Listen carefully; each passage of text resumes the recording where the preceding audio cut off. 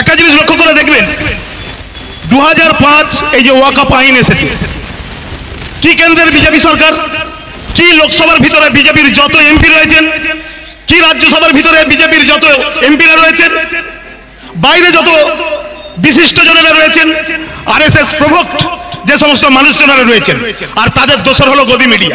সকাল থেকে সন্ধ্যা একটি কথা জপ করা হচ্ছে, ভারতীয় সংবিধানটা ওনারাই বুঝেন, যে ওয়াকফ আইন ছিল সেই ওয়াকফ আইনের ধারা উপধারা উনারা বুঝেন, আর যে সংশোধিত আইন আনা হয়েছে কত কল্যাণকর্তা উনারা বুঝতে পেরেছেন, বুঝতে পারেননি শুধুমাত্র মুসলমানরা। এর জন্য দায়ী করা হচ্ছে কাদেরকে?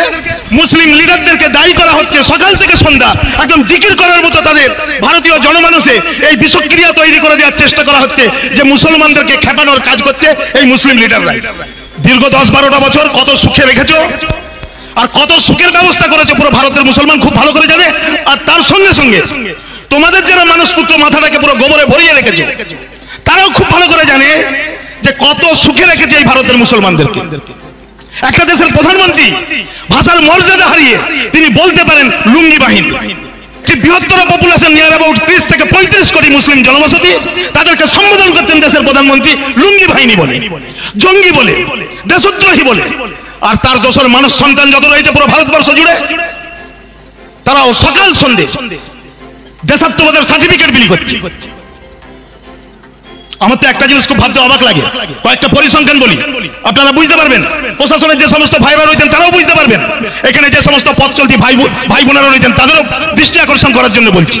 দেশের সংবিধান তো তা ছিল না, দেশের প্রশাসন তো তা ছিল না।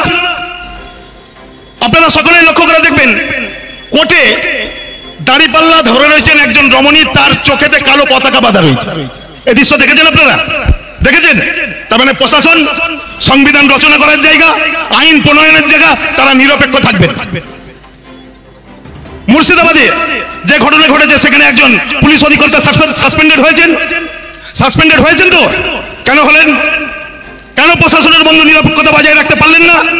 সেখানে প্রায় 150 জনকে আজকে তাদেরকে অ্যারেস্ট করা হয়েছে, তাদের যে জবানবন্দি দিয়েছে, একটিও বাংলা ভাষাতে জবানবন্দি দেয়নি, একজনও বাংলা ভাষাতে জবানবন্দি দেয়নি। সেখানে 19 থেকে 23 বছর বয়সী যে 150 জনকে অ্যারেস্ট করা হয়েছে শামশেরগঞ্জে তথাকথিত রায়ট বা দাঙ্গা বাঁধিয়ে দেওয়ার জন্য, যে 19 থেকে 21 কিংবা 23 বছরের বয়সী 150 জনকে যে অ্যারেস্ট করা হয়েছে, তাদের কালকে ট্রায়াল শুরু হয়েছে। গতকাল থেকে যে ট্রায়াল শুরু হয়েছে, সেখানে একজনও কেউ জবানবন্দি দেয়নি বাংলা ভাষাতে। কি প্রমাণ করে? কারা এসে দাঙ্গা বাঁধালো, কোথা থেকে এলো, বর্ডার কার, প্রশাসন কার, নিরাপত্তা বিধান করে কে? সমস্ত কিছু জবাব দিতে হবে মুসলমানকে।